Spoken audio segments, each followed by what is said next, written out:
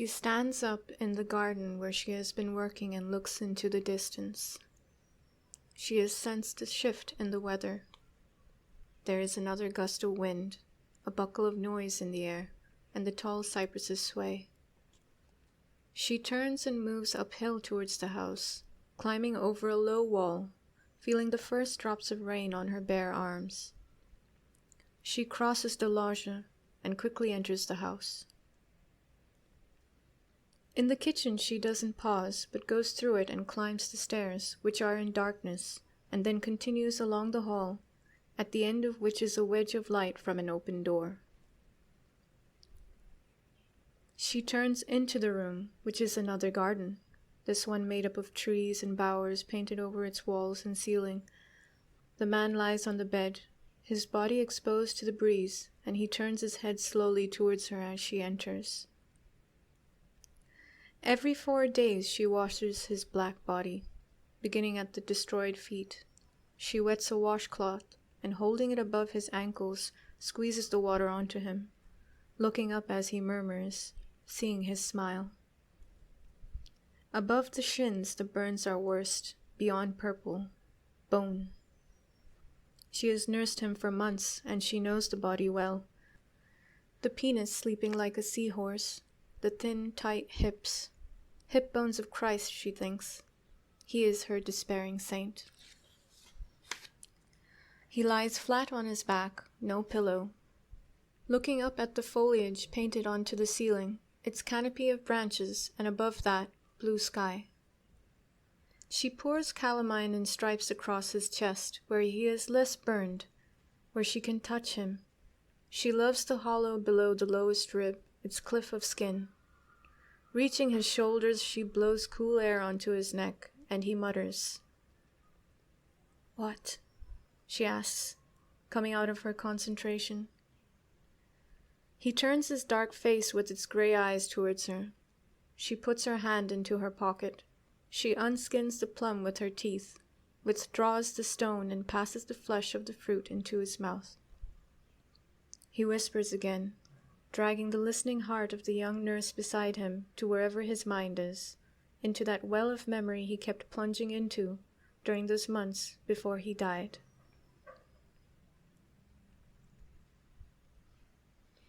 There are stories the man recites quietly into the room, which slip from level to level like a hawk. He wakes in the painted arbor that surrounds him with its spilling flowers, arms of great trees. He remembers picnics, a woman who kissed parts of his body that now are burned into the color of aubergine. I have spent weeks in the desert, forgetting to look at the moon, he says, as a married man may spend days never looking into the face of his wife. These are not sins of omission, but signs of preoccupation. His eyes lock onto the young woman's face. If she moves her head, his stare will travel alongside her into the wall. She leans forward. "How were you burned?" It is late afternoon. His hands play with a piece of sheet, the back of his fingers caressing it. "I fell burning into the desert. They found my body and made me a boat of sticks and dragged me across the desert. We were in the sand sea, now and then crossing dry riverbeds. Nomads, you see, Bedouin. I flew down and the sand itself caught fire. They saw me stand up naked out of it, the leather helmet on my head in flames. They strapped me onto a cradle, a carcass boat, and feet thudded along as they ran with me. I had broken the spareness of the desert." The Bedouin knew about fire. They knew about planes that since 1939 had been falling out of the sky.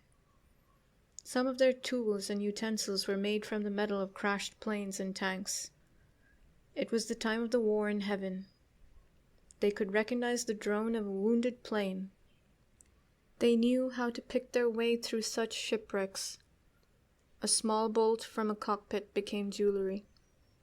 I was perhaps the first one to stand up alive out of a burning machine. A man whose head was on fire. They didn't know my name. I didn't know their tribe. Who are you? I don't know. You keep asking me. You said you were English.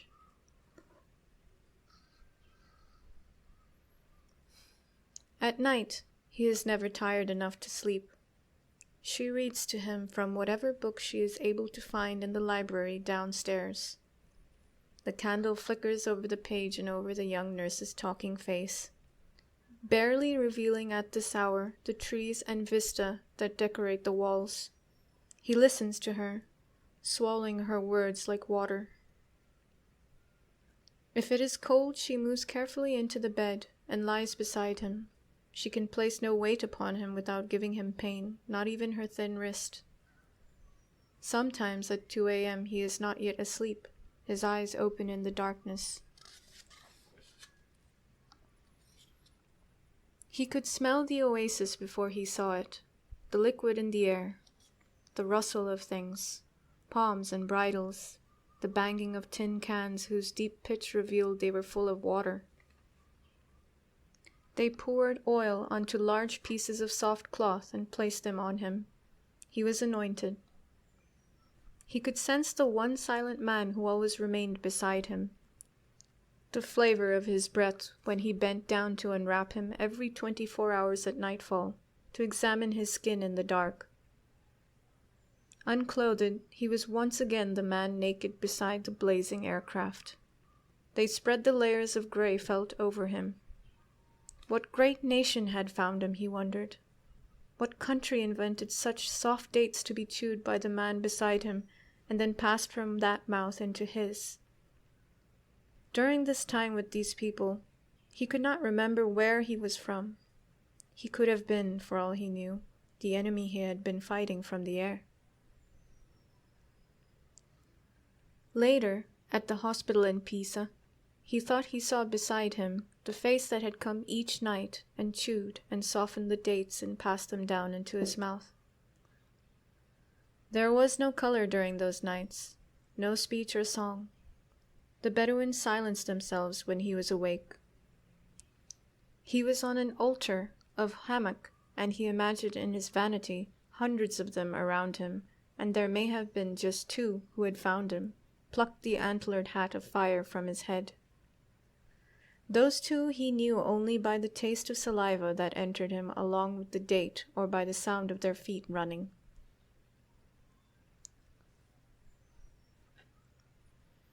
She would sit and read, the book under the waver of light.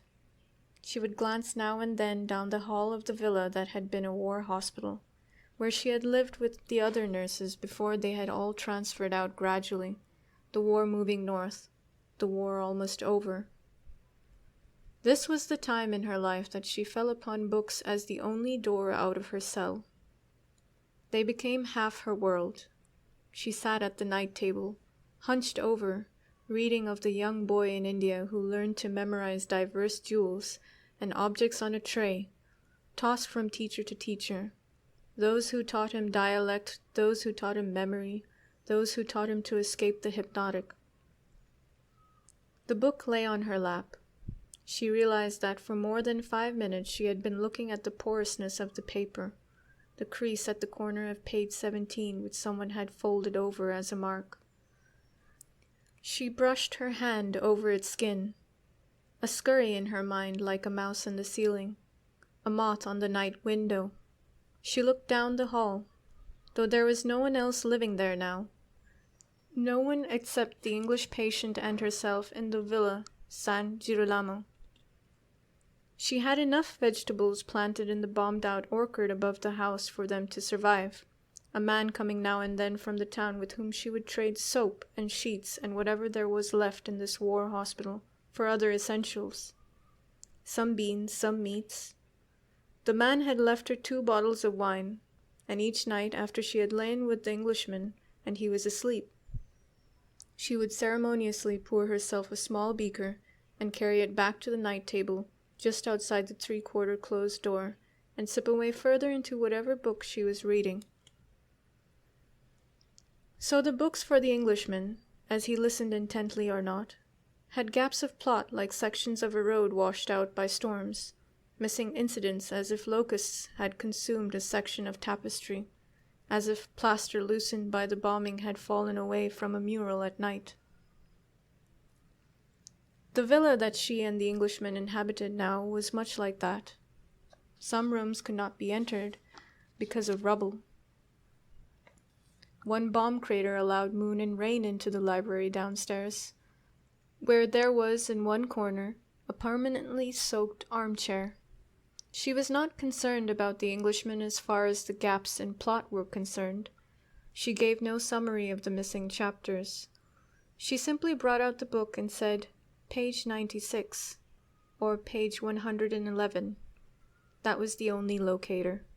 She lifted both of his hands to her face and smelled them, the odor of sickness still in them. "Your hands are getting rough," he said. "The weeds and thistles and digging. Be careful.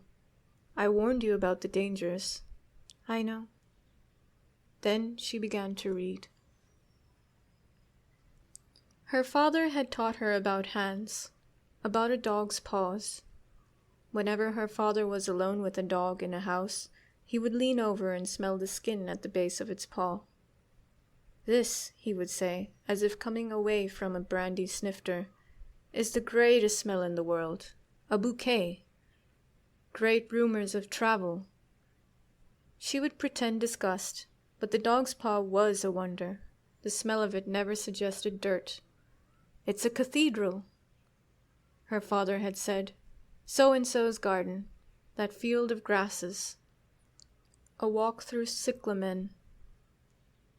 A concentration of hints of all the paths the animal had taken during the day.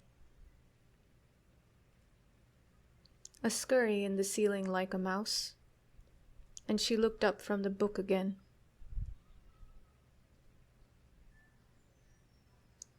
They unwrapped the mask of herbs from his face, the day of the eclipse. They were waiting for it. Where was he? What civilization was this that understood the predictions of weather and light? Al-Ahmar or Al-Abyad, for they must be one of the northwest desert tribes. Those who could catch a man out of the sky, who covered his face with a mask of oasis reeds knitted together. He had now a bearing of grass. His favorite garden in the world had been the grass garden at Kew, the colors so delicate and various like levels of ash on a hill. He gazed onto the landscape under the eclipse. They had taught him by now to raise his arms and drag strength into his body from the universe, the way the desert pulled down plains. He was carried in a palanquin of felt and branch. He saw the moving veins of flamingos across his sight in the half-darkness of the covered sun. Always there were ointments or darkness against his skin. One night he heard what seemed to be wind chimes high in the air, and after a while it stopped and he fell asleep with a hunger for it, that noise like the slowed-down sound from the throat of a bird, perhaps flamingo or a desert fox, which one of the men kept in a soon half-closed pocket in his burnous. The next day he heard snatches of the glassy sound as he lay once more covered in cloth. A noise out of the darkness. At twilight the felt was unwrapped and he saw a man's head on a table moving towards him. Then realized the man wore a giant yoke from which hung hundreds of small bottles on different lengths of string and wire, moving as if part of a glass curtain, his body enveloped within that sphere. The figure resembled most of all those drawings of archangels he had tried to copy as a schoolboy, never solving how one body could have space for the muscles of such wings. The man moved with a long, slow gait, so smoothly there was hardly a tilt in the bottles. A wave of glass, an archangel, all the ointments within the bottles warmed from the sun, so when they were rubbed onto skin they seemed to have been heated especially for a wound. Behind him was translated light, blues and other colors shivering in the haze and sand. the faint glass noise and the diverse colors and the regal walk in his face like a lean, dark gun. Up close the glass was rough and sandblasted, glass that had lost its civilization. Each bottle had a minute cork the man plucked out with his teeth and kept in his lips while mixing one bottle's contents with another's, a second cork also in his teeth. He stood over the supine, burned body with his wings, sank 2 sticks deep into the sand, and then moved away free of the 6-foot yoke, which balanced now within the crutches of the 2 sticks. He stepped out from under his shop. He sank to his knees and came towards the burned pilot and put his cold hands on his neck and held them there. He was known to everyone along the camel route from the Sudan north to Giza, the 40 days' road. He met the caravans, traded spice and liquid, and moved between oases and water camps. He walked through sandstorms with this coat of bottles, his ears plugged with 2 other small corks, so he seemed a vessel to himself, this merchant doctor, this king of oils and perfumes and panaceas, this Baptist. He would enter a camp and set up the curtain of bottles in front of whoever was sick. He crouched by the burned man. He made a skin cup with the soles of his feet and leaned back to pluck, without even looking, certain bottles. With the uncorking of each tiny bottle, the perfumes fell out. There was an odor of the sea, the smell of rust, indigo, ink, river mud, arrow wood, formaldehyde, paraffin, ether. The tide of air is chaotic. There were screams of camels in the distance as they picked up the scents. He began to rub green-black paste onto the rib cage. It was ground peacock bone, bartered for in a Medina to the west or south, the most potent healer of skin,